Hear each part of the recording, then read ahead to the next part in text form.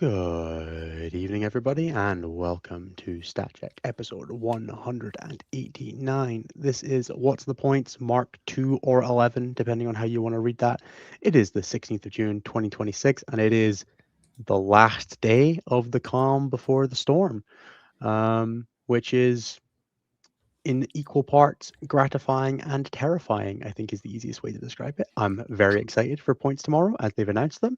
I'm very excited to get properly into the swing of things. I'm a dozen or so games deep into 11th edition now. I've played a lot of Warhammer, but it's been all with pseudo points, right? Playing a lot of let's just play 1900 points or let's play 2000 points of 11th of 10th edition money, and getting into the swing of things. But until then, we do have I suppose we probably have stats from last weekend. If anyone cares, we'll probably talk about them because it's what we do here. But otherwise, we're here to vamp. I mean, we'll talk about some of our early 11th edition experiences, some of our thoughts. We'll probably keep this one to a shorter show. We'll do some questions. We'll do some vamping. Nothing too exciting outside of that, because tomorrow is when the exciting stuff kicks off, and hopefully there'll be some stat check bonus content coming out over the next few days as we get to grips with everything. Obviously, the first stat check bonus content for 11th edition came out. Jeremy and I went through the team event pack and had a breakdown of what that says and everything that means and the implications for you as a team, and did some example pairing. So if you're looking at teams going into the new edition and you want a bit of a heads up on what that looks like, you can go and check that out now on youtube.com/statcheck. But before we get too far into anything, Nathan, how have you been, my friend? I've been doing great. I learned today while doing a round of recertifications for trainings that Innis, working with you on podcasting, has given me the ability to listen to 2x speed on all that stuff and still answer quizzes throughout very easily. So I got through probably 3 hours of trainings in like an hour because I could play it all at 2 times speed. Which was a blast. That was funny. I was like, I cranked it up to 1.5. I was like, I can go faster. And then I cranked it up to 2. And I was like, this is probably fine. This is how Inez normally talks to me on the show anyway. So I can just blast through this training really quickly. Other than that, a bunch of people are graduating. So there's like graduation ceremonies and stuff. So family was here over the weekend. I went to go see a concert with them, which was Brahms number 4. If people are familiar with like classical music, we went and hung out in the park and did that. Otherwise, been doing some basic hobby stuff. I have some more painting to do today after the show. Probably be painting up some more CSM stuff, maybe assembling a Destrier or something like that. Yeah, I hear those things might be quite good in the new edition for some reason. I'm quite excited to play the Gatewarden Lance. Because that line is the lines are humongous. It's pretty sick. And to answer Chris Irvine's question. Sorry, Chris. Yes, Germany was playing the United States for an exhibition game last week, and then I believe that there are some other people playing. Chicago turned down having any actual games in Chicago, though, right? They're at Soldier Field, which is actually in Chicago proper. I think they might also be playing at Wrigley Field at some point, which is the baseball stadium right down the road from me. Hell yeah. Are you going to see any of the games? I don't know. They're really expensive to go to the games. They are, yeah. I know Scotland was in Boston, which was quite funny. They won their first game in 36 years or something like that in the World Cup. It's our first attendance since 98, I think Bruce was saying, because Bruce cares about these things, and he wasn't born when they last went to the Cup, so that would make sense. That tracks. But football's not really my scene. I'm not really a sports guy. That's fair. But yeah, I've been playing more Rogue Trader, hobbying, and kind of taking a break until points come out tomorrow. And then on Friday, we're doing like a hangout because it's a federal holiday here. So I'm going to go hang out at the local game store. I think we're going to get in some games as like a local group for a little bit. I might drag either nights since that's really easy to pack and then to play games with. Because having 6 models is way easier to play and to manage and to learn rules with than having like 30 to 40 models is. So probably be playing some Gatewarden Lance with a sprinkle of like Castellan in there from the Dominus Forgebreaker 1DP detachment, because why the fuck not? Yeah, Castellans are cool. Castellans are cool. Big robots are cool. Twos. I enjoy. I've played a little bit of Dominus, and I've played a little bit of Dominus with Gatewarden Lance, and it's been good fun. There is something about telling your opponent that no, you are going to move your Destrier 24 inches and see into their deployment zone on turn 1. I'm not convinced it's amazing, but it was very, very fun. Yeah.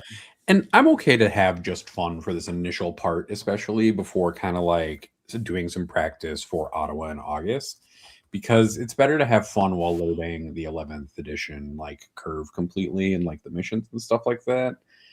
And like I play this game and model on this game to have fun, not to like slowly beat my face into paste against a wall. So that's for later. Once we figure out what the competitive sauce is for the factions that I play. Yeah, for sure. No, that makes sense. How about It's you? certainly a chaotic time of year. Yeah. How are you doing, Ines? What have you been up to? I'm doing very well. I've been enjoying the last sort of little bit of, I want to call it like refresher from being like super busy. I've been steadily improving, like the coaching like hours have been going up a little bit. You know, people finishing for their end of edition, finishing the last tournaments and all that kind of stuff. And also we've had enough of the new edition to start working with people who've been like actively playing games or doing early events and want to kind of get to grips with things. But I think everything kicks off tomorrow in earnest. I've got a lot of clients sitting, waiting, being like, hey, I'm going to message you once we can talk. And it's like, okay, cool. Day one, day two. I'm looking forward to seeing what that looks like. And I am expecting to be fairly busy and then get into the swing of things properly for, you know, paying for WTC. That's going to be good. In personal news, it's not been a ton going on, but there has been one particularly interesting. As some of you guys may remember, there's been a minorly ongoing saga undercurrent running through the last 18 months of my life, which is the prizing from coming second in the ITC in 2025. Or the 2024 season, where I finished second. Josh Roberts won. Josh Roberts worked for Games Workshop, couldn't get the prize, and I was able to, you know, ask for a 2,000 point Eldar army, which I did, and I got half of it.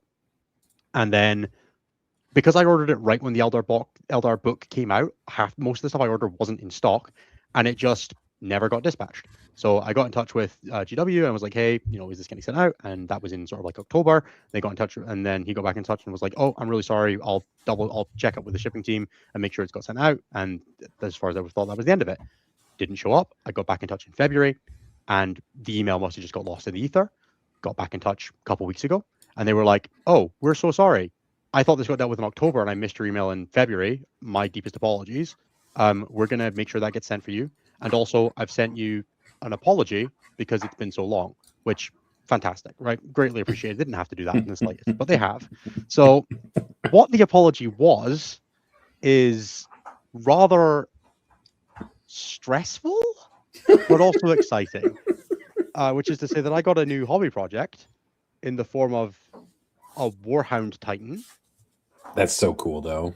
It's so cool, right? Yeah. Like, I've already promised that I'm going to take it to an RTT at least, or an RTT at my local store, or a GT at my local store at least once this edition. It is so much resin. There's so much more hobby work that has to go into one of those. Having looked at the build videos for some, like you have to put like metal pins like up their legs and stuff like that to hold them in place. It's quite a thing. Yep. Look, this thing is huge. Yeah, look at that casing. That's gigantic. That's just the top carapace as well. Like, yep. So I got a lot of work. My goal is to have this done by Christmas. I'm going to get started on it a little bit. I might start doing some of the cleanup before WTC is just like a downtime project, and then work on it in earnest afterwards. I think I'm going to pair it with my new Custodes because I bought 2 of the new boxes. So I might do like that and this in the same like sort of pseudo color scheme and the same basing and stuff, that kind of stuff. And then do like Custodes plus big boy for an event. On top of that, they also very generously sent me one of each of the weapons, which is super cool. Because I'm probably not sweating it super hard, I don't really feel the need to do double up on the same weapons, but these things are huge. Like, this is the turbo laser destructor. It's fucking like rad as hell. Yeah. Crazy. Yeah. I think the fun one was the Infernal Lance. Is like ridiculously big. To Chris's point, I think technically by MSRP the apology is worth more money. It is definitely not. I used the system fairly well, like to get it was probably like at least a grand of Eldar versus like a 600-pound Titan, like including the guns. Like, that's the plasma. See, I'm used to those things costing like $2,000 or something like that. Yeah. US. So like, okay, I also other hobby news, finished painting my Red Terror. So here is the Red Terror next to the plasma. Yeah, that thing's fucking humongous. But yeah. Also, my Red Terror looks like hell, and I'm super happy with him. He does look cool. I like all the carapace lines. That thing has so many carapace. I wish it didn't take so fucking long. Did you see? There's ones in the tail. The tail has fuck. There's like little tiny ones. Yeah, there's like 8 sets of them. Those assholes. It took fucking forever. So anyway, yeah, I now have a Titan. Yeah, Kara Quinn is right that you should definitely make sure to watch videos before diving into that project. I have been, yes. Okay. I've been like doing some research into my new project. Smart. His number is you get the certificate as well. He's number 8808, which I think is fun as well. Yes, that is cool. Gonna have to do something H related for his maybe like the lucky 8-ball or something like that for his color scheme. Oh, shiny black with an 8 on the top of it does sound cool. Just be careful about the 88 thing. Just I appreciate that. I am very aware of avoiding the number 14 as well. Let's just stay on the safe side of our lives. Yeah, they also sent me an Arachnarok into the same set, which was like a little bit of a odd choice, but whatever. They sent you a what? Like an Arachnarok spider. Oh, that's cool. Just like, I mean, I wouldn't be mad about it. Why not? I've got a Spider Fang Arachnarok spider as well. So if anyone in like any of my locals at Dundee or Saltire play orcs and goblins and want an Arachnarok, I guess I have an Arachnarok because I'm not going to use it. That is this kit was so awesome when it came out. I remember seeing this like when it released in the White Dwarfs, being like, man, that model's awesome. And it is pretty awesome. Honestly, it would be such a cool Exodite conversion of a thing, like an Arachnarok spider. Yeah, potentially. It definitely won't be my first engagement with Forge World Behemoth. I do have I have 3 genuine Demacarons, I have 5 genuine Contemptor Dreadnoughts, and I have a genuine Atropos already, so it will not be too much of a hassle to. I have a Leviathan Dreadnought as well. Yeah, I'll be all right. It's more this, but it will be the eventual scale of things to go. Oh yeah, it's 1100 points. I definitely did look at it and was like, wow, this is just awful. It's just so bad. It's really not good. Truly dire. But I don't care. It's going to. I'm gonna play it in 5 squads of guard, and that'll fit. And that'll still fit in 2,000 points. That's all you need. That's all you need.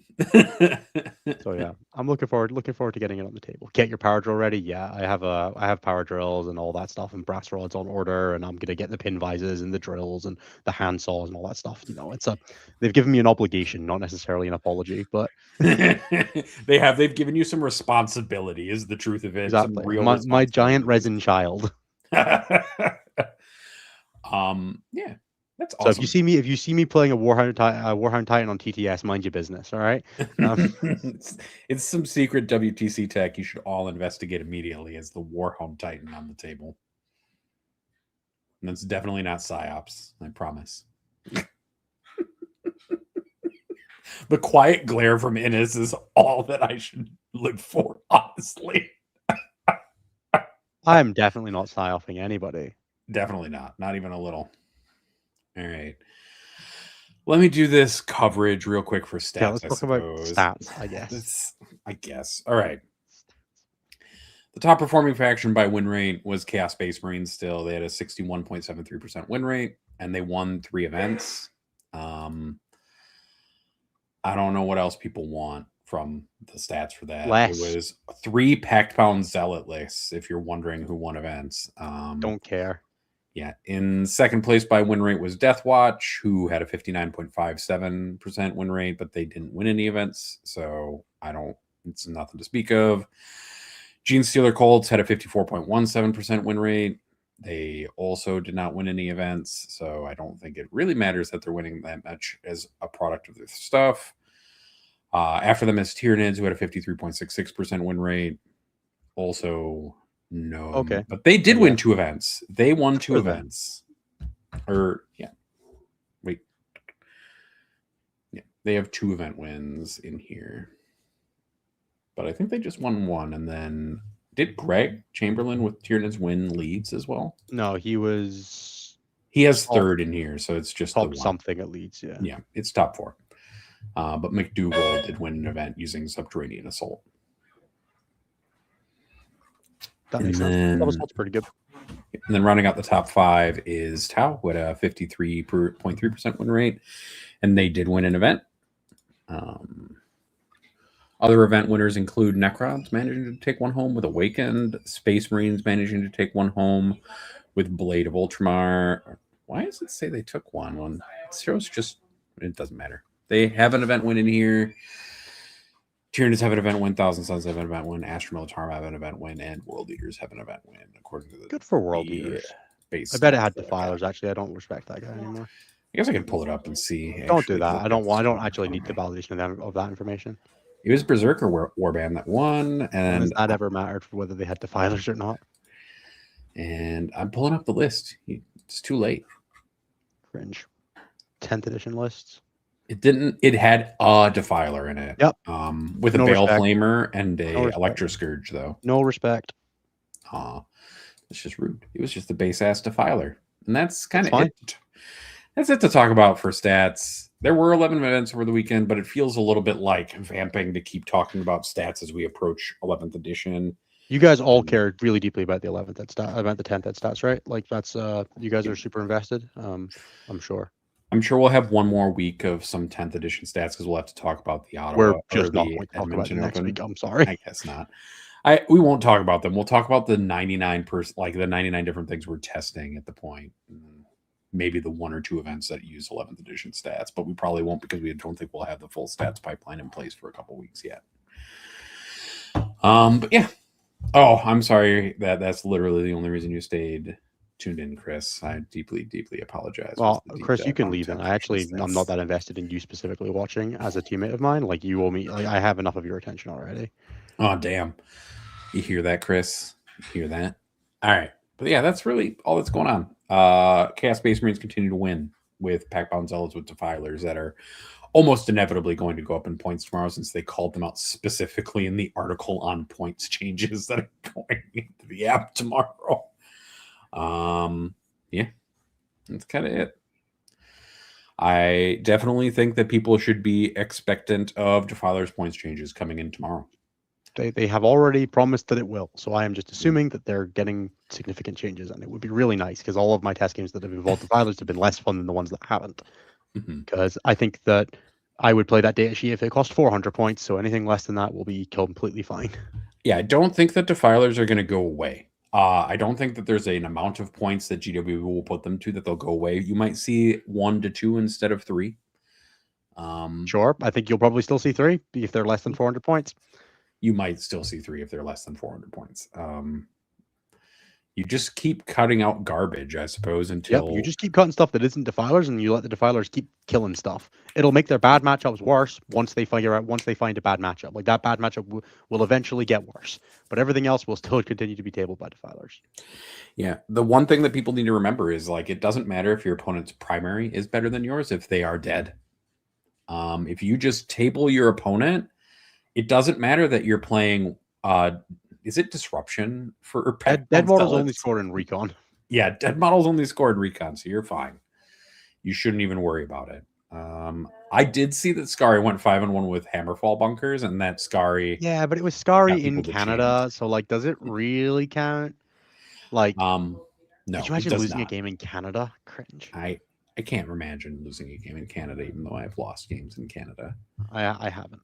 Although to be fair, I was spot filling for teams and playing a Death Guard list that I had never played before. So, it's fine. But yeah, that's all there is on that front. Like, I think things will change, but things aren't going to change incredibly tomorrow. Yeah. I think one thing that's like, I want to pull up the points article and just kind of vamp about it a little bit, because I think it's kind of an interesting article to talk about, because I've had a bunch of people dooming in the like sort of the abstract sense about the things the article says, but so I'm going to read the article just like as an abstract, and then we're going to like have a chat about some of what people are kind of taking from this, right? So sure, there are a few themes to the point changes that you'll quickly see when they're out on Wednesday, primarily driven by changing the core rules, some units becoming more powerful and have their points raised accordingly, others units like dip, blah blah blah. Vehicles with powerful mid-range firepower, many go up in points. Large combat leading monsters and vehicles, many go up in points. Infantry units that are both fast and powerful in melee tend to have gone up a bit in points. Large models that fly, expect many of these to go up. Titanic units with the towering keyword become particularly lethal at short range, expect several to go up in points. Units that can manipulate battleship become more powerful, several will see their points increase. Models with psychic weapons now ignore many modifiers to their attacks and fighting, so many also see a points increase. The ability to reroll charges has become useful, blah, blah, blah. Expect some units with this ability to cost more points. Surge moves are now more likely to catch enemy units, so these units will likely cost more points. Spike burst, blah, blah, blah. So many of these units will cost fewer points. Large units of 20 or more models, blah, blah, blah, blah, blah. Many of their points go down. Units with both infiltrate and scout can't say both, so have seen a points reduction, right? That's the only time I've seen them specifically say this is changing. Yep, specifically. Hello, Stealth Scary. is now a more situal rule, so many units with stealth are set to go down in points. Indirect fire is now weaker against distant targets that no model in your army can see, so many artillery units have gone down in points when taken individually. I can't imagine why, for any reason, they might have hedged those wordings for many of those things to say, under some circumstances, that maybe your dogshit unit with that keyword or ability probably isn't going to go up in points because it was dogshit, and this is still a balance patch that's going to care about the end state of 10th edition. If your army was dogshit before the patch, I don't think it's going to go up very much unless it's the complete outliers, right? Like the easy example of this, man, Grey Knight players have been Tyranid players and Grey Knight players have been dooming in my Discord messages, being like, man, everything that Tyranids does was listen. I'm like, yeah, but Tyranids weren't that good. So maybe the best Tyranid data sheets go up a little bit, but all of them, I think that seems unlikely. Oh, Grey Knights? Yeah, okay, I wouldn't be surprised if the Grandmaster went up a couple points because it's it can drop in Melta range now and it's psychic. But if you think that baseline strike marines are going up just because they have the psychic keyword, I would be a little surprised if that was the change. Y'all need to just take into account that this is still going to be representative of the end state of 10th edition. The armies that are going to get points changes are going to be the armies that were not very good for the last 6 months, right? The ones that are really good are going to get more and more exaggerated points changes. The armies that aren't are probably only going to see things that are significant abusers of the new rule system change. I think it's going to be fine. Ashley, shut up. I think more than anything, people need to understand that the points increases that are happening are Inna said based off the previous data. So what you're going to see are things that were spammed in 11th and 10th almost inevitably go up in points. You see Riptides with ion cannons probably going up in points. Defilers with all their assorted guns going up in points. Here, right? Some units now cost more when included in your army more than once. These tend to be very powerful units with the potential to dominate in competitive games when taken in multiples. We're looking at you, Defilers, specifically commented and listed here. Yep. Blah, blah, blah, blah, blah, blah. Secondly, some weapon upgrades now cost points if they're significantly more powerful than the other available options. For example, the Macroplasma Incinerator on a Redempted Dreadnought now costs 10 points to equip, though the base cost of the Dreadnought goes down by 10, so it's 10 points. And that's the same, or it's 10 points cheaper if you use the Heavy Onslaught Gatling Cannon. That's a good change. I think it's just a good thing to do. Broken war gear options, where there's one that's significantly better than the other, now don't necessarily have to be broken out into data sheet changes, right? We've seen stuff all the Tau stealth suits got split out into different ones. I think it's totally fine for it to just be yep. I think if you're spamming stuff, it's going up. And despoilers with Gatling cannons, as an example, right? Double Gatling cannons on despoilers, probably going up in points. You're probably paying for those things, guys. I would be shocked if despoilers were not hit by both the Avenger Gatling cannon going up in points and also them costing more if you take 3. That seems like the kind of unit that would be the perfect target for. Stop playing 3 fucking things. If you don't have 3, find another way to play the game, the Chaos Knight players, and then we won't give you one because we're Games Workshop, and so you will not have another way to play the game, and you'll just have to suffer, and your book will be bad until it gets rebalanced. But hey, Jeremy, good to see you, buddy. Hope you're doing well. Yeah, look, they might manage to bring the Defiler points cost above what I'm willing to bet. Look, if the Defiler, if they're getting the ramping points cost, 2 Defilers would have to cost over 800 points before I was willing to put 2 on the table. Yeah. I think people need to understand that the end state again of 10th edition is going to inform 11th edition pretty heavily, because the rules, while they're changing, are still also very similar to one another. The game, the way that objectives play mostly plays it feels like 10.5. Yeah, secondary cards, kind of the same. Primary scoring missions and the way that it scores in this edition, kind of the same in a lot of ways. The way the missions are designated in the terrain changed significantly, and like that's true, and like the way that we fast roll dice has changed and how we assign wounds and damage have changed. But like the characteristics and profiles, the codexes are transferring across, the detachments are transferring across, some of them obviously with changes, right? But like that means the game is going to inform, they're going to inform each other a lot. And like if your data sheet was really good in 10th edition, it's probably going up in points in 11th edition based off the document that they've given us, right? Especially if your In army the was also article. really good, or if like the detachment that you were played in is a 2DP detachment that can be combined with something really powerful, all that kind of stuff. There is Mhm. so much additional context to this kind of thing, but I wouldn't stress it. I From think what one of I the heard, things, KR, these points were being refined up until like 2 weeks ago, like based on grapevine stuff. So we shall see. But I'm hopeful that they are relatively modern, and that the only thing the July update will need to do is catch anything that was missed by. But like anything that was broken at the end of 10th, I think should be caught by this. Fingers crossed. But we shall see. I do think there's something in one of the articles about the way that they're approaching balance, where they're going to be doing something instead of They're for the doing first every 3 months of the months edition, they're plus doing one it at the end of every July. month, plus Yeah. the one at July. Yeah. So you're going to see one at the end of July and then every 3 months, but they're going to do as much in the early steps of it, where they're stepping in monthly to like address some of the problems that we've seen perhaps in early 10th edition with Wraith Knights and Towering, for example, and with the way the dev wounds turn I hope spread from Scourges are the 300 points a unit and ramp 70 points per guy and cost 10 points for every Dark Lance, Haywire Blaster, Heat Lance, or anything besides a Shard Carbine you want to run.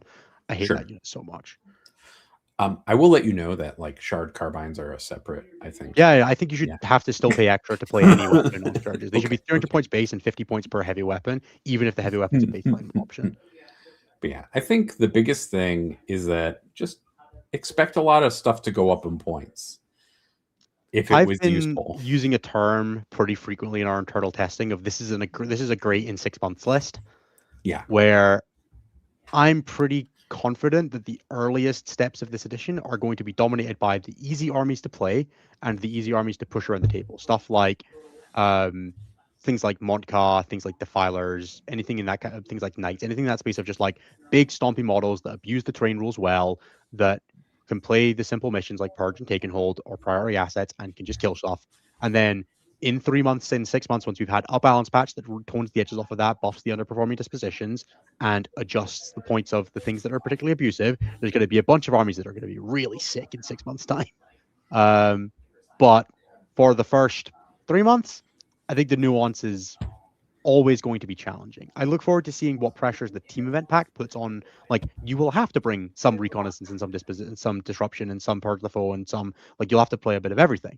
And I think that that's going to be super handy in a team's context because it will, to some degree, inoculate you against the worst outsets of the metagame because you're just like, well, I'm playing teams. I only have to play against purge 2 of my 8 games.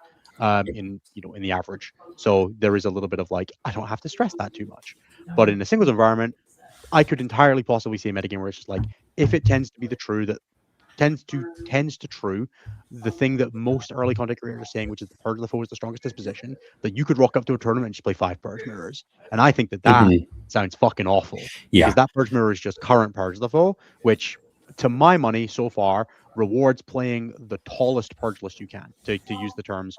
We kind of have this idea of wide versus tall. I know it from Civilization.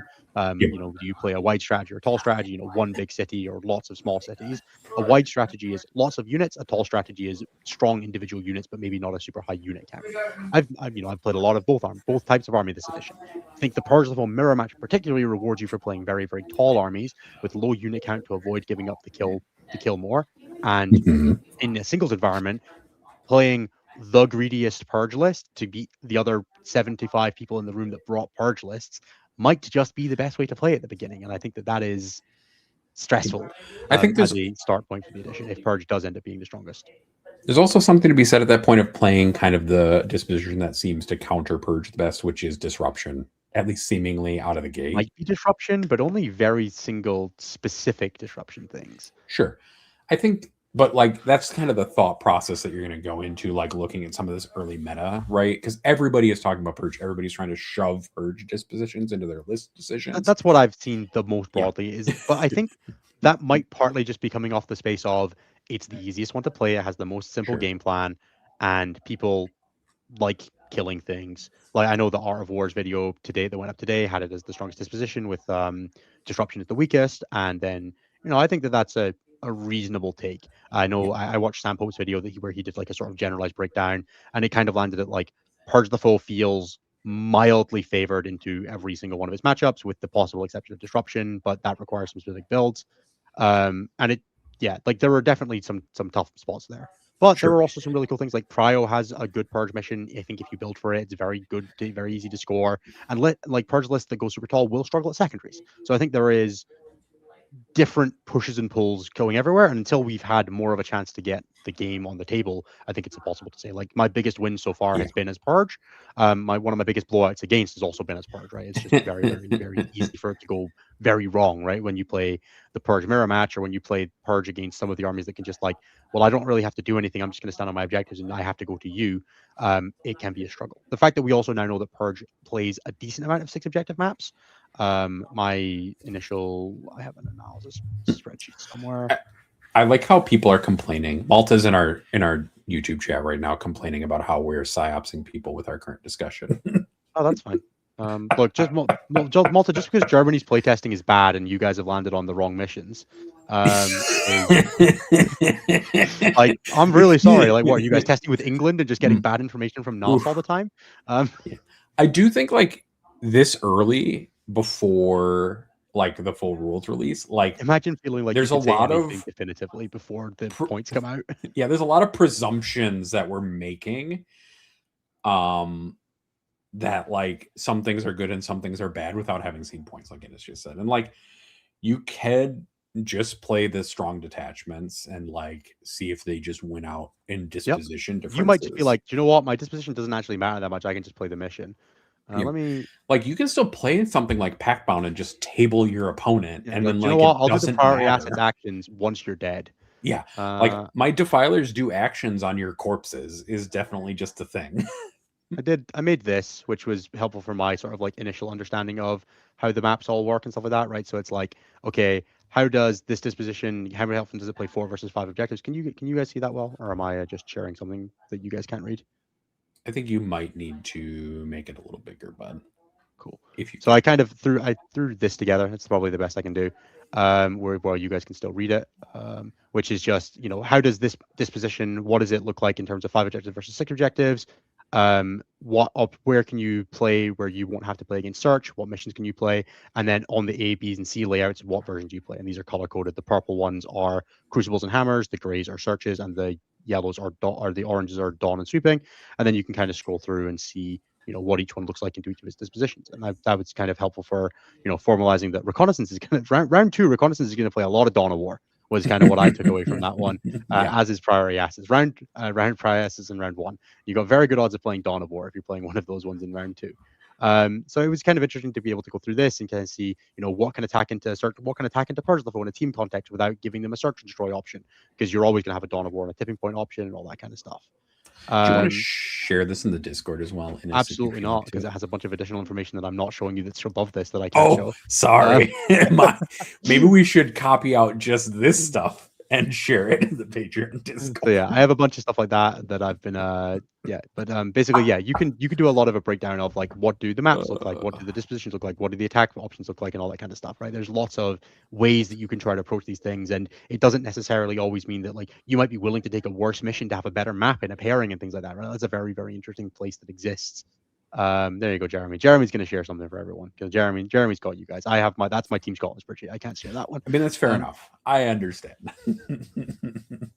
To be fair, Chris, that is a separate copy of it that I made that doesn't have any of the like super secret stuff. It only has my analysis stuff at the top, but that I wouldn't mind sharing, but I'm just going to not, because it's more complicated than it needs to be for this chat. Thank you. You wouldn't have been able to, Chris. That's a separate document. Like I have the Scotland one is a separate, completely document from that one. Screenshot time. Again, people, this is the thing that Innes is willing to share that doesn't involve super secret information. Yeah, you'll notice that there wasn't a separate tab at the bottom that was our team comp for our first scrim. So I did a good job. I did a good job. I'm okay. Innes is good at maintaining the fog of information, fog of war. I don't know. I have been for about 8 years. 9 years ago, let's not worry about that. But 8 years ago, the last 8 years have been great. But yeah, I think the biggest thing is that tomorrow is going to be chaos, and there's going to be so many hot takes tomorrow. Oh yeah, I'm so excited. Look, if you message me before 7 p.m., all you're getting is pure reactionary content. You're not getting anything with a shrapnel shard of thought behind it. You're getting my initial thought process. What was my first take off the press? And Mhm. I'll give that to you. I'll even charge you for it if you have a we have you want a coaching call. But it won't be remotely finalized yet. You know, to give me a chance. Yeah. And like, I'm not even going to look at them until probably lunchtime tomorrow, or if they're released by the time I get on the bus, like the bus or train to work tomorrow, I'll probably look at them.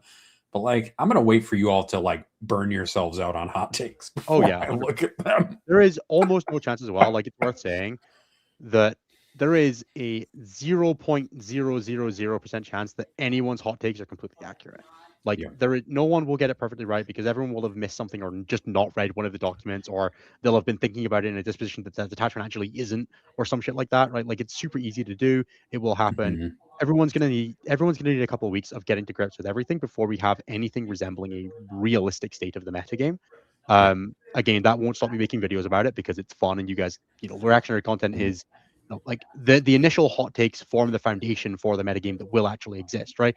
People's Sure. perception matters just as much as what's actually good. The number of times a list has been good for ages, but no one's been playing it because no one was thinking about it or there was no one advocating for it and it just kind of didn't exist. Like that will happen in 10th and 11th edition. We will miss an army, we will miss a thing, we Definitely. will over promote a thing, and people will play it a bunch, and it won't actually be good, and it won't matter because everyone will be playing it, and because everyone's playing it, you will have to think about it because everyone is playing it, right? Like it doesn't actually matter if it's good or Yeah. not. If 10% of the field is playing the army, and that includes good players, it's a good army, right? Like it doesn't actually like people make the metagame as much as the rules make the metagame. So there is no chance that anyone nails it, and anyone who tries to tell you that this is what I'm probably going to play for WTC is lying to you or Sure. foolishly misunderstanding their own ability to evaluate the rules on day one. I also think like for all we trust both ourselves and other people who make content, like we have made incorrect takes before. Never It once wasn't in my that life have I been wrong about anything it's before. not that long ago that people were talking about Renegade Warband over Huron's Marauders and like that being a Absolutely. conversation. And like Huron Marauders was clearly the better thing that turned out in the meta afterwards. And Let's be fair. Renegade Warband did better, also get nerfed pretty significantly pretty yeah, quickly. it was also nerfed pretty quickly, but people like misattribute power pretty regularly to armies and True. detachments based off their first pass on We like were all what they so. see. I think what we had not done is we had not considered just how good Huron was when we were doing the evaluation. It was like, oh, actually, Correct. you are just going to play Huron anyway, so then Marauders does way more. Hmm.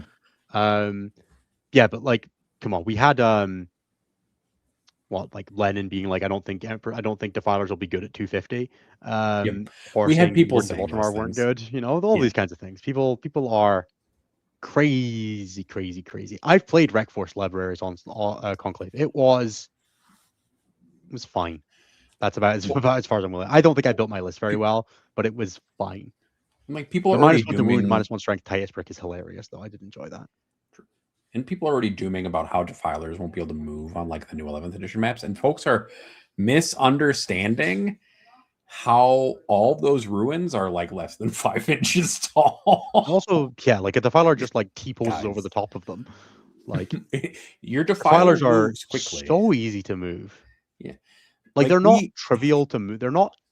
They're slightly easier to move block because of 2-inch engagement range, right? You can block their correct. landing position a little easier now. So you can but they're going to kill something when you're doing that. Hmm. And you can stop that by like having good heroic threats in front of them, right? It's not like it's that challenging. You're just like, okay, that's where you want to move block my Defiler. Cool. I have a Wrath of the Rock unit sat right in front of it. So you actually can't do that, and I'm going to walk wherever I want. Thank you. And then you die. And it's like very, very easy to just make a Get overwatched by a Defiler misunderstanding. and die. Yeah, get over like Abaddon's still gonna be sitting right next to it, giving it full rerolls to hit. That doesn't work on Overwatch now, Nathan. Thank Oh, you. you're right. Sorry, thank you. But yeah, like Abaddon's still gonna be there. Your heroic threat's still going to be there. Other things are still gonna be there. There are gonna be flamers nearby, probably. Like there's still things that will Look, happen. flamers and sustained hits, and honestly, wound rerolls are still really impactful in Overwatch. Like stuff like Val is Mhm, still very good at Overwatching, right? She's still wound rerolls, so she's still better than most things mhm. at Overwatching. Wart Spiders, Tyrannofexes with Rupture Cannons, Land Raider Redeemers, all that kind of stuff is very, very potent at it. Watching you like overwatching with an acid spray Terran effects is one of my new favorite things to do this edition because it effectively ignores cover now. The rupture effect, for anyone who doesn't know, is a 6/2/2 d6 plus 6 shot flamer that doesn't naturally ignore cover, which meant in 10th edition it was effectively AP 0, which meant it could be AOC'd really easily. Now it doesn't really care about cover all that much.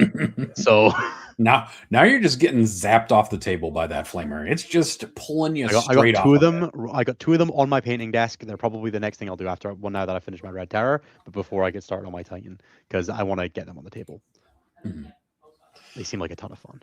I do love that acid spray guy. He's my favorite. The acid spray is good fun. I'm hoping beyond hope that the Tyrann effects goes down in points and the rupture cannon cost points. I think that would be great fun because then I could justify playing the acid spray if it's like 20, 30 points cheaper because it really 100%. could be. But yeah, I agree there. No, Chris, I don't think they're going to replace ignore cover on flamers with something else. I think they will just phase out needing to put the ignores cover word on flamers, and torrent is effectively ignore cover, and that's fine. They don't need to put another thing onto it. It was kind of weird that there were a bunch of flamers that didn't ignore cover anyway, and I think it's okay if they're just like, they have ignore cover. It's okay. They ignore cover by ignoring the fact that a ballistic skill modifier is there. Okay, my flamer gives no shits if I hit on a 7; it hits automatically. Yeah, I think the biggest concern for me going into the edition is that like it just feels like the scoring is very high. It's very, very easy to get lots of secondaries. It's very, very easy to get lots of primary. You're kind of discouraged away from discarding secondaries, especially if you have any natural CP generation. You can only use new orders once per game, but that doesn't matter a ton if you're just holding 7 or 8 cards pretty consistently, which I think does create some very, very weird situations where it can be quite hard to tell that you're like either not winning or that you're actually ahead even if you're behind, because you're just like, well, I've scored not very many cards, but I'm holding 4 scoreable cards going into my turn 3. I've scored a 5, so I'm like, well, and I've even on primary, and my opponent's, maybe you're just killing your opponent but not scoring a bunch of primary while you're doing it, and then suddenly you're like, I get a 15 15 15 on cards and my opponent's run out of stuff, and I actually did win despite scoring 0-0 on turn 1 and 2. It can be really stressful to be on the receiving end of that when your opponent is just like, I'm just going to max all my cards. I do not love that. I do think it's really interesting though, because it really does fuck with your math, right? And your ability to predict, like you just said. Like I've watched a few practice games from folks and seen holding so many cards and then being like, oh, you need to actually consider that your opponent is holding on to like several 15 points turns of secondaries in their hand right now. Yeah. Like that's just a distinct possibility. So you better remove action pieces and things like that, like really quickly. Yeah, or like you need to really like another thing that's come up with that is like really strongly considering like, I got like a 5 on turn 1 on cards. I got like a 3 on turn 2, but I'm still holding the 2 cards because I had like a Gullum in my army or Calgar in my army. I generated CP, so I just never discard the cards now, right? Like there's never an incentive to discard a card if you're holding them already because you're playing, a CP generation model, which makes CP generation models significantly more impactful now, by the way. Yes. And then you kind of go into you're like, well, it's turn 3 and I've got these 2 scoreable cards that represent like maybe it's like a 3 and a 5 point, and it's like, well, I could just leave the 3 point for next turn, but I've still got 2 cards from the previous turns that I can't score this turn, but I'm probably going to score next turn. Do I just take the 3 point now, or do I leave it for a 5 later? Because I could potentially, like, I don't want to carry 4 cards into the next turn and into the turn after, because I might just have I might just cap my scoring too easily, right? I want it like, do I take 3 now with the chance of scoring nothing on it later, or do I take, but what if I draw bad cards? Like it does create some weird new incentives that I think it will take some time to get used to. Malta, every Chaos Space Marine player is running Abaddon right now. What are you talking about? Just stop being a coward and shoot with him like an adult. He doesn't need hidden anyway. He doesn't. He does not need hidden. Just use him to shoot or fight. That's his job. Just other than be an adult. Rerolls. Like, come on, what are we doing? You should definitely do that in front of guns as well. It's like you don't need the CP or you don't need the hidden. Who's shooting Abaddon when there's 2 defilers in front of you? What are we yelling about? We're yelling about potential person. Potential, just potential. We're yelling about potential scoring right now, and like that you need to watch the cards that your opponent is keeping in hand, kind of like in other situations where you like in Magic or in any other card. One thing I do want to see clarified that they've not clarified yet is, does end of battle scoring count to your turn 5 primary cap? Because currently I don't see a reason why it shouldn't, because the end, like, is the end of the battle defined as being a separate phase outside of a turn? Like I didn't see anything that said it was. So I think it'll be interesting to see if that matters. But let me open the rule book while you vamp about something, because I know you can. It's separate. Look, they should write that somewhere because currently I don't see anywhere that says that. But yeah, we shall see there. Oh, where's that core rules document? Why is everything structured so Battle funny? ends after the 5th battle round has ended. Okay, I'm Ah, gonna yeah, blame the there you go. TTS map for not having a separate pointer for the end of battle scoring. That's fair. I also Yeah. kind of don't love that. I feel like it should just be set, should just be included. But I don't disagree with you. Oh, there it is. Like looking all over their downloads page, trying to find their new core rules, just so I can pull up just the phases of the battle. it doesn't phase me. Ha ha ha ha ha ha ha. Oh God, Innes. Yes. To be fair, it hasn't come up in any of my games yet because I've not had a game where end of battle scoring has mattered. So I mean, fair. There's like, it's really interesting though, because to me, this game feels like some of that still matters even more than it did before because of the amount of end game scoring. But if it counts towards that pool, then it doesn't. But clearly, other people are saying that it does not. yeah, I'm willing to believe Curie and Malta. This seem like. I guess they're trustworthy. I'm going to stop scrolling through this document and just choose to trust them until later. Don't forget about the kissing phase, says Arksum. There you go. Look, is it kissing anyone or is it kissing the homies? Because that's going to change how willing I am to engage with that phase. That's true. I understand that. I don't like any of that. I don't like public affection in that way with people. I mean, you are from the Midwest, so I am. It's true. We don't do that here. We're taught to stuff our emotions and all forms of affection deep inside of ourselves. I think that's good for you as well. Yep, it definitely doesn't have any knock-on effects to your psychology at all. Not even. I can't imagine why it would. Yeah. I'm scrolling through the also, document Curie came in and said it's separate, and I choose to trust Jeremy in all things. I do trust Jeremy. I'm just looking for a rule citation that actually says it. I don't know. Instead of a rule citation, there isn't that I can find one in the document that actually says that the end of battle is separate, but it might be in the tournament companion that I've not read. I think it's in the tournament companion because I couldn't find that. It Would be reasonable. I'm gonna go and look at that. Fine.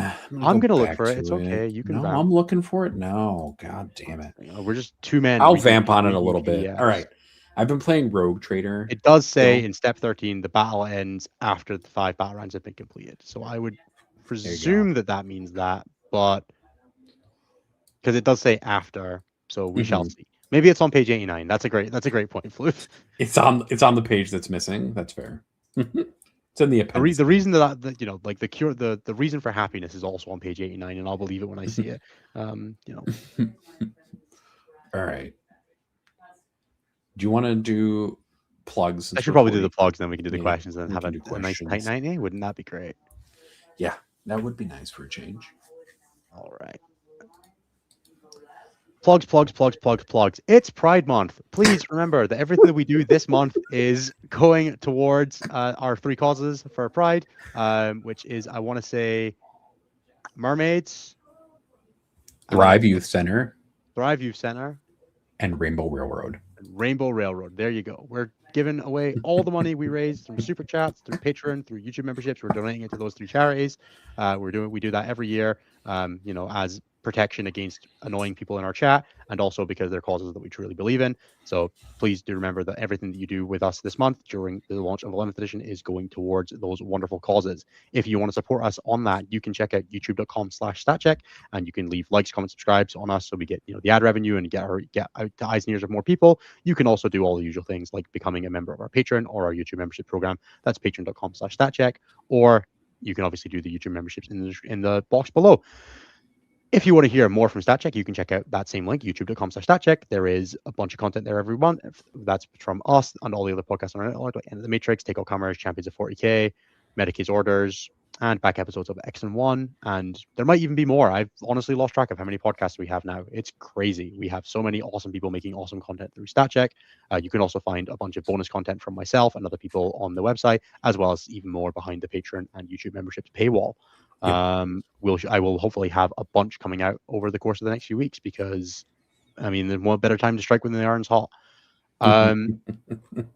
You can check out the sponsors that bring you Stat Check. That's Red Dragon, that's Wayland Yutani, that's J15 Games, and that's Saltar Games. You can find all their links in the description box below. There's discount codes for all of those except Red Dragon. Red Dragon's discount code is Patreon exclusive, Patreon and YouTube membership exclusive. So if you want to find that, whether you're looking for a new terrain to go with the new edition, you're looking for merch, you're looking for probably most things, one of our sponsors sells it. If it's vaguely 40k related, someone will be selling it in that space. If you want to work with any of the StatCheck coaches, including our new coaches, Sam Pope and Chris Irvine, you can check out stat-check.com/coaching. If you want to work with any of us, there are links to all of our prices, everything we offer. You can find a contact form there where you can fill out and you can get in touch with any of us. It'll go straight to our email and we'll get back to you as soon as we can. You can also drop us a message on Discord or drop us a direct email if you don't have any specific preference at coaching@stat-check.com. We'll be more than happy to hear from you as we launch into one of the most exciting times in the hobby, which is the launch of a new edition. We're super excited about it all, and I'm very much looking forward to continuing to develop and work on the way that we think about being good at Warhammer, because it's always evolving, it's ever changing, and it's great having clients challenges you to develop your understanding and answer questions in new and interesting ways, and I'm very much looking forward to that. Chris, you were mean about the show earlier, so you need to. I'm considering taking you off the site, honestly. Also, you don't play for Tactic as your team on BCP, so can I even really trust you? I think that should be a prerequisite, frankly, but you got to play for Team Stat Check on your stat. I just don't think it's fair that you should be able to throw your name around like that without even really putting the work in. You got to commit. Anyway, I think that's all I have for today. As always, thank you to our sponsors. Thank you to everybody for watching us. We're going to dive into some questions now. So as always, there are 3 great ways to get your questions on the show. One is to leave a super chat. The other is to be in our Patreon Discord and leave a question before the show. And the third is to just ask a good question, which, some of you aren't very good at that, but some of you are. So. The third way is to be at the Patreon question thread. I said that one. That was number 2. Oh, was it? I don't know. Yeah. Number 3 is be interesting in chat, which there are 190 people watching right now. I reckon 7 of them have got that. But to be fair, a lot of people watch it on their second monitors and aren't doing other stuff. But I'm kidding anyway. It's only Chris. It's not interesting. Oh, brutal. Just picking on Chris in our thing today. Just picking on him. It's rude. To be fair, Chris, you wouldn't contribute any scores to the stat check anyway. So, I mean, that's fair. Nobody really does in this except what do we need? What do we need you for? All right. Let's go into the question thread on Patreon. The first question is from Matthew, Pain Engine Aficionado, which is Innis. Having played a few games with Eldar, what is your evaluation of the army in early 11th? Obviously, we still don't have points, but I can't imagine they are as bad off as some of the other content creators make them out to be. I liked a lot of the tools. So I played a few games with Aspetos and a few games with Seer Council. I liked a lot of the tools that both armies had for playing their mission set. It felt very easy to score as Disruption, as Eldar, but it was a little vulnerable to getting stat checked. And it felt very easy to score as Reconnaissance, but it felt a little vulnerable to getting stat checked. I think what I will be looking for in Eldar is what tools exist to help clear some of the more durable things in the Taken Hold and Purge the Foe style armies that I can kind of punch through while still playing the Disruption/Reconnaissance game plan. Chewing through things like Sacrosanct Bricks, Wraith Bricks, things like that has felt a little challenging. You're very good at answering vehicle-based stat checks with Fuegan, or even Morgan-Ra, but dealing with the infantry-based stuff was a lot more challenging, and I would like to find a better tool for dealing with that, and that will a little bit come down to what exactly the points shape out to be before I have a strong opinion. I also do want to try some of the I watched some content about a guy who was talking about playing some, I want to say it's the Advance and Charge one, which I can't remember the name of. Corsair Coterie. Corsair Coterie plus the sticky when you jump out of a transport one. So you can jump on an objective with Harlequins, sticky it. I think it's Twilight Pathways, something like that. You can jump out of a Starweaver, sticky the objective, and then the Starweaver can suck you back up because it's a movement phase sticky, not a command phase sticky. Eldritch Raiders. That's Eldritch Raiders. Eldritch Raiders with Twilight Pathways. It sounded quite interesting when he was talking about it on his video. So I conceptually like the idea of giving that a try because doing big Harlequin picks with Advance and Charge sounds kind of fun. But I am unconvinced it will be the most competitive way to play the edition. I just want to try it. Wind Riders sucks, Chris. I despise Wind Riders. I hope everybody takes Wind Riders to WTC because that detachment is god awful. It is gaslighting and it is trying to trick you into playing terrible models. They're so hard to play, guys. It's hard to play and it's not worth it. I'm gonna so much effort. You're playing 3D chess against Deep Blue. It's I'm trying to figure out you're just gonna get punched in the face repeatedly as you're just I'm trying to do this thing that I'm not. It's like trying to solve a Rubik's Cube that only has faces that stab you. Like, the next it's just like, oh question is man, I'm from trying to solve this puzzle. It's not worth solving. It's just killing you. Like, you're just hurting yourself. Why do that? It's true. The next question is from Harry. What's one rule you guys are currently concerned by, but I'm interested to see how it is iterated upon as the balance guys get to work? So something that Toe maybe could into change ruins. into a good thing. Toe I into ruins suppose is is what really they're talking scary. about. Those boards get real stressful real quick. My kind of initial perception is that the 5 objective boards are way worse than the 6 objective boards, specifically because of toe in cover. Like, the boards generally feel, Mm-hmm. I don't want to, like, they feel dense until you play against like long range fast shooting, which is just like, what if there wasn't terrain? And I don't love that. And I think that that rule will hopefully will either result in a wholesale change to the way that we play 40k, which is what I think is most likely, or every unit that abuses it eventually getting pointed to the point of obsolescence because it just continually gets murdered. Sure. For me, it's hidden. I think it's something they could iterate on to make it like actually feel more useful, like off the cuff. Currently, it seems kind of moderately useful at best. James, we have a link to all of the things in our announcement channel. You can just donate them directly. It'll save you going through us, and we definitely don't blame you. We definitely don't mind if you just want to go to them directly. Yeah, you can pick one of the 3 and just donate however much you want to a random one. We don't really mind. Donate to whomever. Yeah. Otherwise, the other way you can do it is you can up your Patreon or YouTube memberships donation for a month and then take it back down afterwards if that's an easier way to do it and you want to do it through us specifically. Correct. Andreas has the next question, which is with the changes to secondaries, turn 5 scoring for the player going first, and end game scoring in some missions, you seem to be able to score a lot of points late in the game.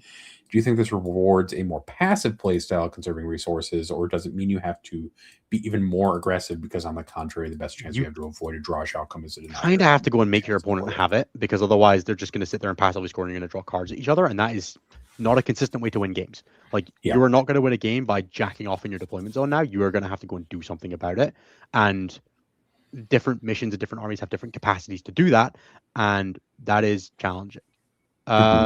Malta, what are you playing at War Masters? Could you message me after points or like a week after points so we can, properly have a conversation about that? But probably the army that you're really good at would be a great starting point, like Emperor's Children or Thousand Sons. I also think like it's going to be very dependent on what disposition you're playing and like what detachment you're playing. Like just play the thing you're good at. If you're a good player. No, I meant for the aggression versus passivity. Oh, sure. Yeah, whatever. I'm past that. I'm talking to Malta now. I'm sorry. You went straight out of the question and straight into a different question. Pretty much.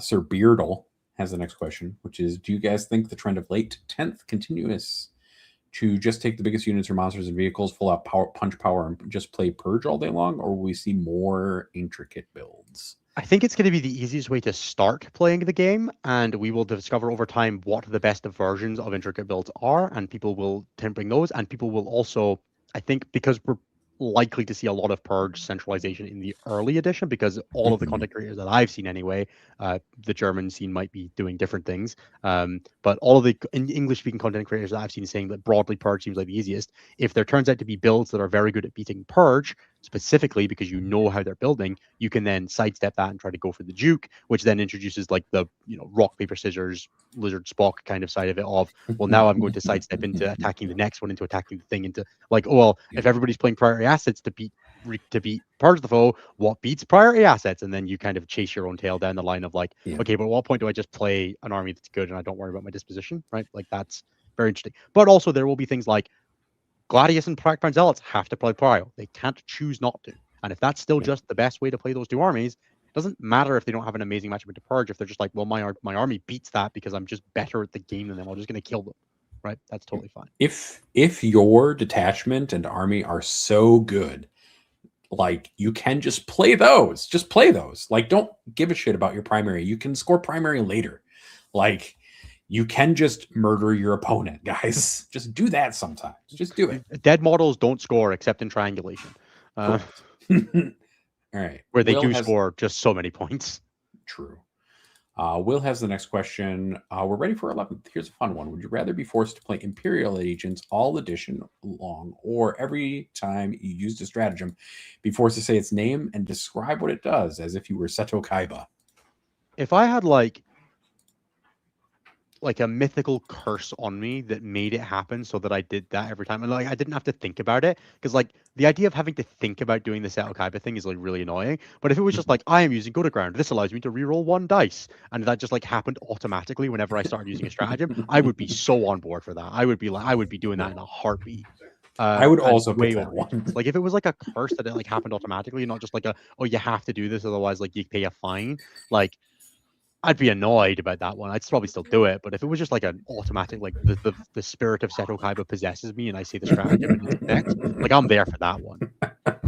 I too would be there for that one. Like it would be whatever. All of a sudden you're reading the flavor text off of the card at your opponent, basically. I'll do that. That seems amusing. I will play this stratagem. It allows me to spend 2 CP. Like I'm there for that one. Yeah. Richard Also, it would Kilpatrick. mean that I would never like accidentally cheat because I would have just said the stratagem out loud in full effect, which would mean that like it would be very difficult to like misread a stratagem if I've just said it out loud in full. It would make games take, I think, a little longer because every time you do something, you have to read the whole fucking thing. But that's Look, okay. I'm activating my basic stratagem that you've never seen before, Overwatch. I love how even 3 years into the edition, people treat Overwatch like a gotcha. I'm like, brother, what? We've been playing this game for 3 years. We've been here the whole time, guys. Chris, I spent the entire weekend playing Share Council calling him Fugie Boy whenever I used my fire dragons. Damn it. Get out of here, Ennis. I couldn't help myself. I was like, I'm going to activate my Fugie Boy. Richard Kilpatrick has the next question, which is if you could pick a unit to be broken in 11th, either because you like the model or think it would be silly, what unit would you pick? Okay. Do you want the serious answer or the easy answer? The easy answer. The Warhound Titan? Fair. I understand that. So if you play very, very technically, okay, hear me out on this one. Yeah. In a team's context, I think that Titanicus is very funny right now. And you want to know why? Why, Ennis? Because it doesn't have detachments. Mm-hmm. So you don't have a force disposition. So when you show up to the table, your opponent can't score primary. Which means as long as you can score some secondaries. This is going to be the Bloodless Angels moment where you show up to a tournament and win, and they're going to be like, we can't have this happening anymore. It's just like, all right, so I'm going to bring a Titan and 900 points of secondary scoring units. And all I have to do is hit like 30 on secondaries, and the best you can get to be is a 12-8.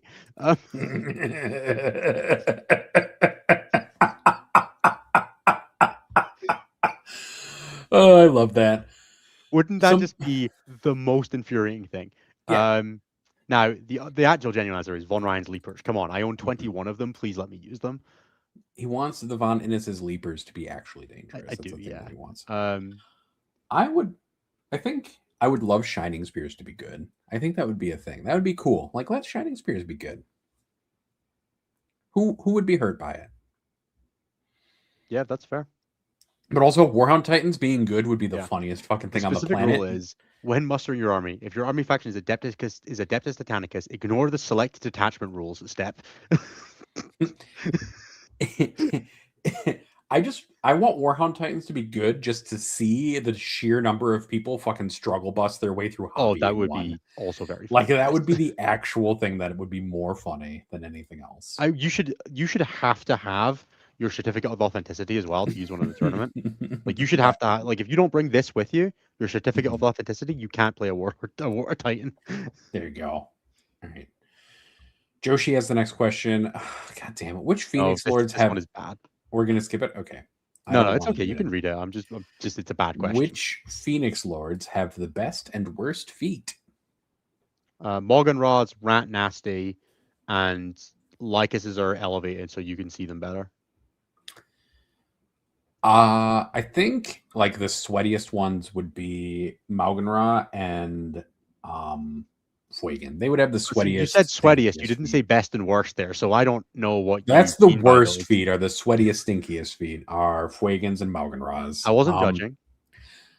I think Jane Czar and Karandris would have the best feet because they got to be soft feet to be so fast. I don't know.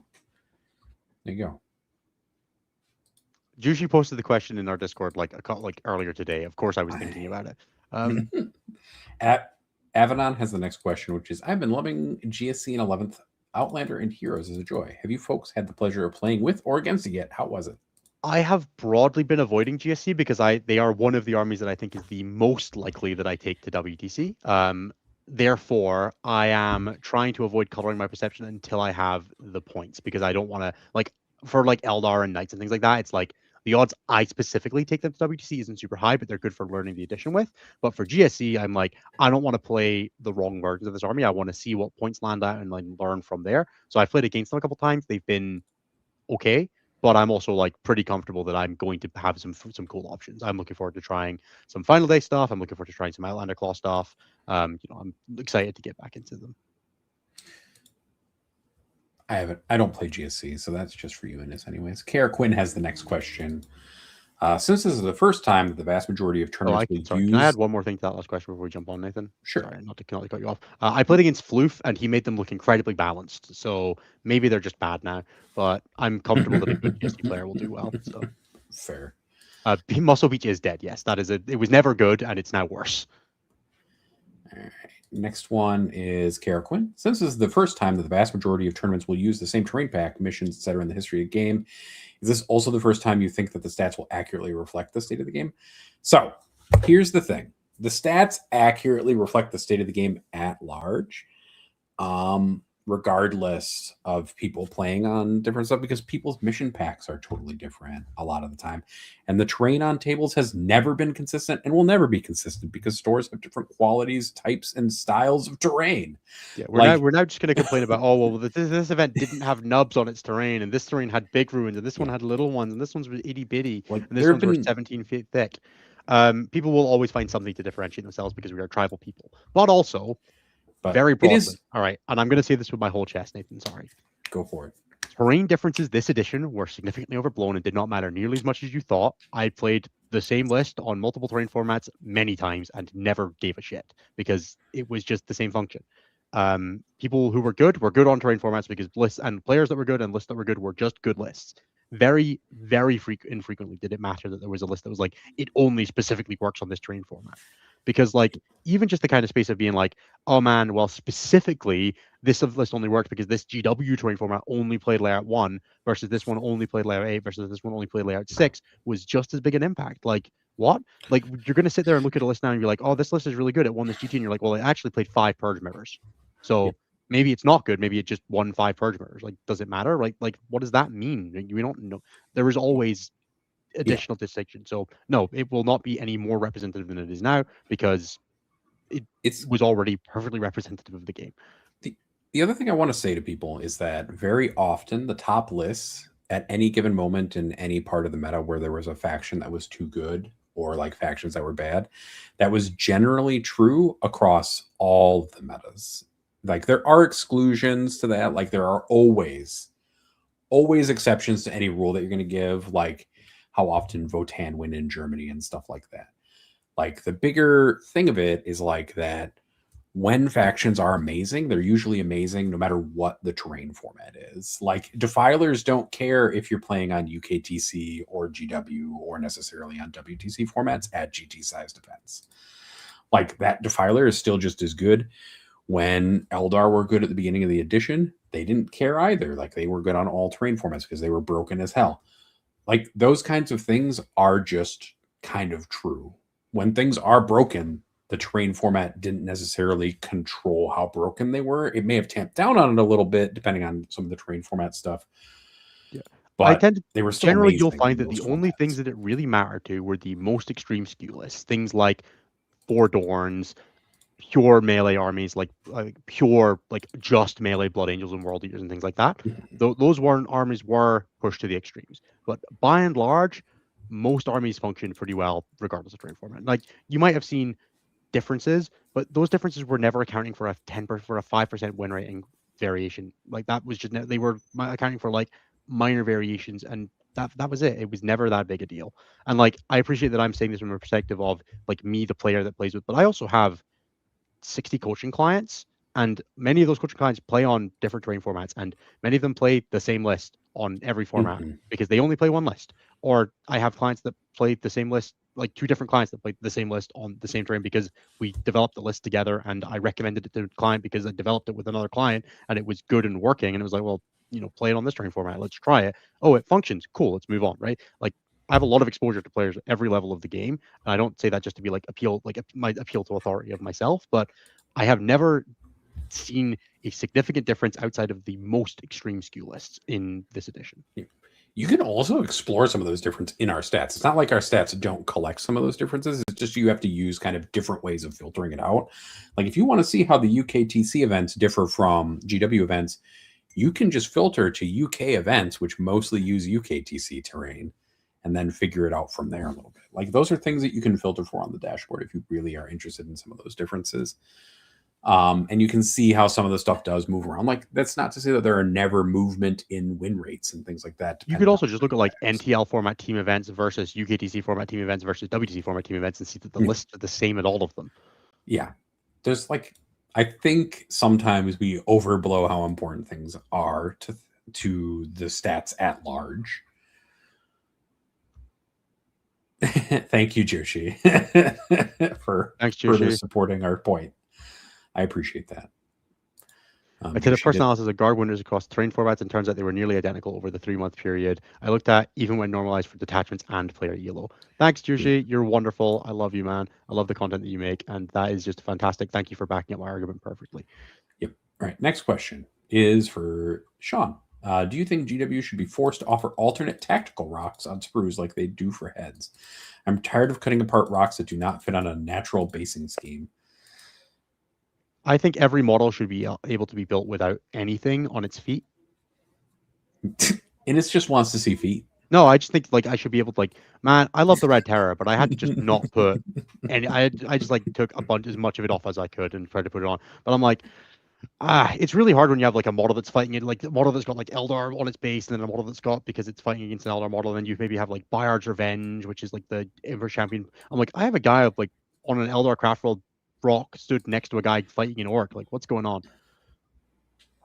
You can also always just make your own rocks. Like you can do that. You can put your models on your own fucking rocks. I actually just recently carved all the like I'm building like my next like set of Sweeping Hawks, so I carved all the rocks off their bases to go and make other stuff with, and I'm gonna find another way to pin them to their bases because I'm just like I'm not doing another 15 Sweeping Hawks to join the next, because I already have 15. I'm not doing another 15 on the same bases. I can't do it.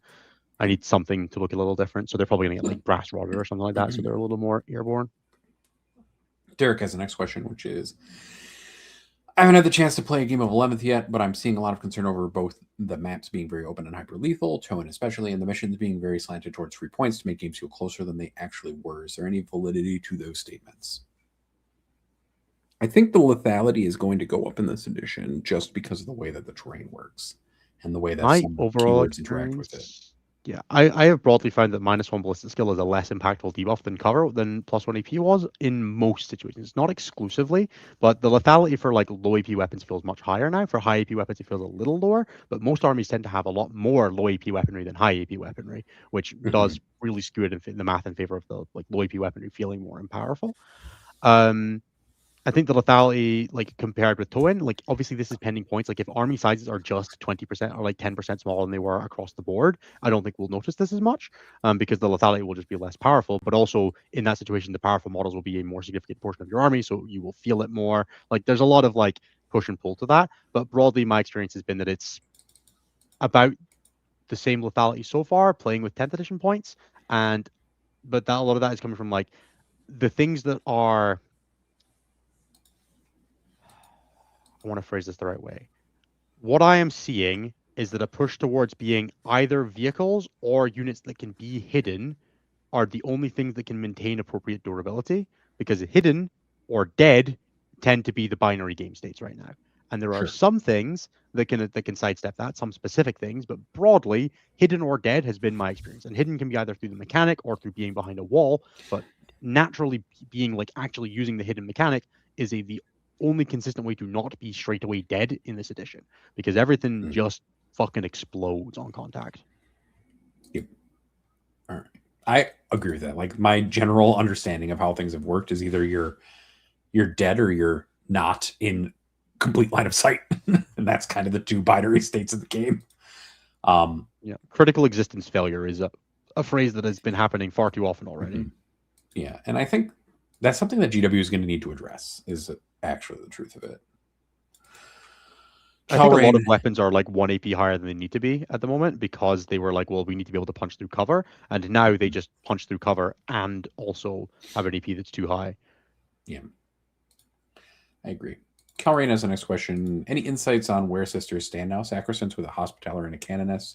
2++/null rod sounds scarily durable in my eyes. Attacks are really good, especially if you can res from like the Canoness plus the Hospitaller, which it seems like you can. I would expect that unit to become significantly more expensive or to be incredibly unbalanced. Junith is also a very good add to that unit, like giving that unit -1 to hit on top of Hospitaller, being able to take the damage on Junith before the Hospitaller, then res Sacrosanct. Very, very frustrating unit to kill. It's one of the things that pushed me away from Eldar because not being able to kill that unit has cost me two pretty annoying games so far. The next question is from Floof. Number 1 brand risk. I do love that, Floof. I have restraining orders to hand out to all the sisters players. Can you guys please help me pass these out? The number 1 brand risk is definitely Chris, just not Chris just being in chat and like slagging off stat check. Like, what are you doing, Chris? Come on. Fair. Calrain has the next question, which is, I'm playing GSC and sisters. Kind of torn about this toxic relationship. That's not a question, Calrain. Keep the discussion to the discussion area. Now I need to read Floof's the next question completely to see if it was a question. It's probably not. Actual question. It seems like dispos like Disruption are a bit harder for some team comps to find players/armies for.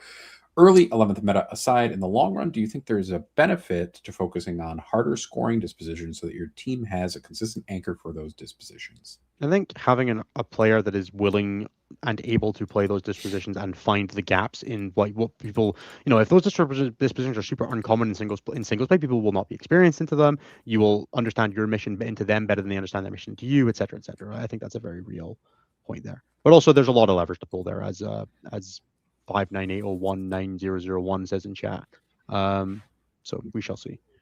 GK Lucy says, can they be double attached to Sacs? So Hospitallers now have the support keyword, which means they can always be double attached alongside a leader, but they die if they're on their own by as a single unit. So you can now have a Junith or a Canoness or a Palatine alongside a Hospitaller, which is very good. And I hope Sacrosancts are 7,000 points. Yeah. There's going to be a really interesting world too, where you can maybe double attach supports and double attach leaders to some large bricks, like maybe orcs, for example. Yeah, I would remain. I think does the rule still say you can't have more than 2 attached characters in a unit, or is that gone? I can't remember off the top of my head, but that is a good thing to consider. Yeah, I don't know. Maybe you want to do the fabled triple attach orc unit. I would not want to do that personally. Innes, do you think there's that one guy John has a question, which is there juice to Final Day or Xenocreed in 11th? Sure, I think Final Day seems really solid. I would be surprised if Xenocreed was, because Xenocreed is just not very good, and it doesn't really do a ton that seems like it would be good in this edition. I don't want to play 6 moving melee with advance and charge. The staging areas are just not good enough for that. But we shall see. Curie and GSC Enjoyer both say, I think the rules say 1 leader and 1 support, which that would be good. I don't think we need units we don't need to get back to 7th edition ways as much as I might miss it. But we shall see. But the Orc Boys unit specifically says you can attach more. Yeah, that's good for them. So does the Cadian unit. It doesn't mean it's gonna happen. And then DJ has the last question in the Patreon Discord thread, which is any detachments that you think shouldn't be at 2 DP?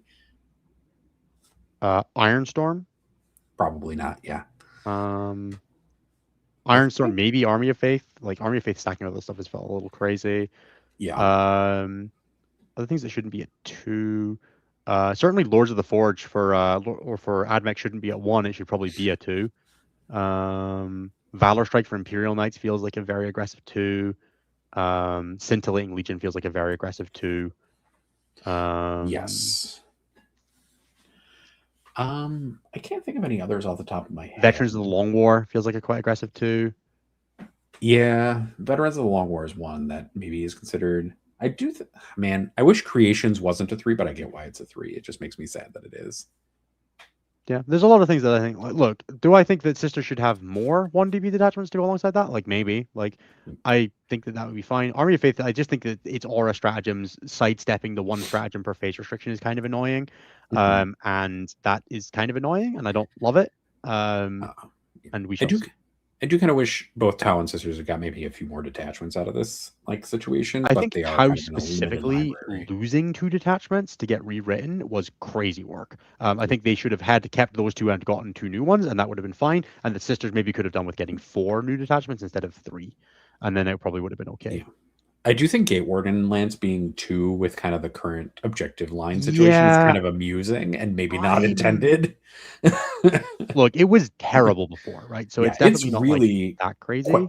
but it is good now, which maybe it's not too good. We'll see, Yeah. The but thing it that I'm is kind of definitely finding with good. Gate Warden Lance is the Gate Warden just does not have defensive strats, and man, it sucks. It doesn't. That's true. You're just like, man, you just like are out there raw in fives, and in addition that is broadly more lethal for AP1 stuff. Like Mhm. dropping a big with heavy bolters is not that crazy now. Right, because Um I think they only have the transhuman strat, and that's kind of it, which is for Look, strength higher Miracle Dice did detachments. take a hit. I don't think it matters that much. Most of the time Miracle Dice are specifically a little bit worse against big activation pools where you have to like put them in beforehand. But the power of Miracle Dice has always been the threat of activation against single instance for my mileage, right? The threat of being like, oh, my opponent has fired two is going to expose a tank to fire 2 multi-melta shots at my tank where I am holding a 6 or 2 6s in an Army of Faith and can guaranteed pass it. Therefore, they will not expose their vehicle, and I will not need to use my 6s, and I will maintain this resource into the late game because there is no point them bringing out their Lancer or their Repex or their single instance to try to kill my vehicle that they know they won't kill. So the threat of activation of those 6s becomes the power point. It also, in an addition where charging is significantly more stressful, is very, very, very powerful. Like you can like take a 10-inch heroic on a 4-up as Sisters. You're just like, oh, you charge within 10 of Vol. Here is a 6. I roll a dice on a 4-up. The game is in a very, very different spot for you all of a sudden. That is stressful as shit. And I think the Sisters make out very, very well from that change. It just like, yeah, the save interaction is a little weaker against some instances of the save interaction, but it's still significantly stronger against um like it's still really good against Lancers and Repexes and Tyrannifexes and all that kind of stuff, which is the bit you actually care about it on. Sure. The less characters because you do have less separate character less miracle dice because you have characters not separately is more impactful than fast dice. And I do agree. I do think Sisters armies may need to look at like, do I need to include something to generate more additional miracle dice, in order to have like a strong and supportive pool. But it's not like they have no dice. They still generate like 1 to 3 a turn, depending on how good they are at hitting 4-ups. Yep. But the Sisters heroic and the threat of activation of that and the threat of activation of save of 6s on saves is enough to keep Sisters at the forefront. I think they're very, very powerful. And I would expect to see a lot of them at WGC. Same. All right. I'm gonna just take a quick pick back. There was like one more question that I saw that I wanted to really quickly talk about. Seth has a question about any changes in how we're going to collect and track various stats for 11th edition compared to how you did them for 10th. I mean, we're going to obviously have to kind of we're having a think about it is what I'll say. We're thinking about how we want to collect and track various stats for 11th edition. There's a lot of things to consider with dispositions that we need to like think Yeah, about, it and would be like nice if also we could have like detachments and disposition versus dispositions. disposition stats, but also detachment versus detachment stats and all that kind of stuff. Like there's lots of Yep. stuff that would be really cool to have, and we will leave it to the stats team to One build it out.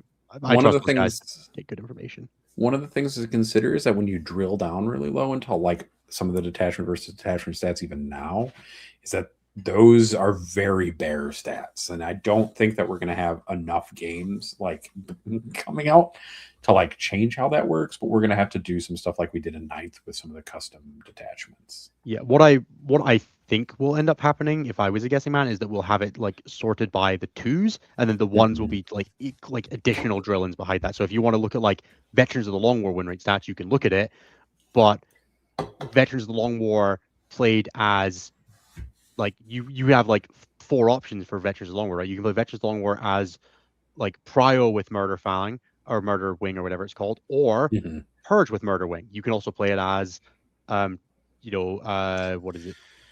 like the other two combinations, like so they're a 2DP detachment with 3 detachments has 6 combinations, right? Like it represents 6 different detachments. Are we going to track all of those separately? Like we'll probably let you drill into it, but it will give you very limited disposition. But what we'll probably be able to do is you'll be able to click on look at Purge the Foe. What is its win rate? Okay, what is its win rate as different dispositions? Like you'll be able to drill in as you want, but like the Purge the Foe, the Veterans of the Long War disposition will be the interesting one. That'll be the one that has the most data.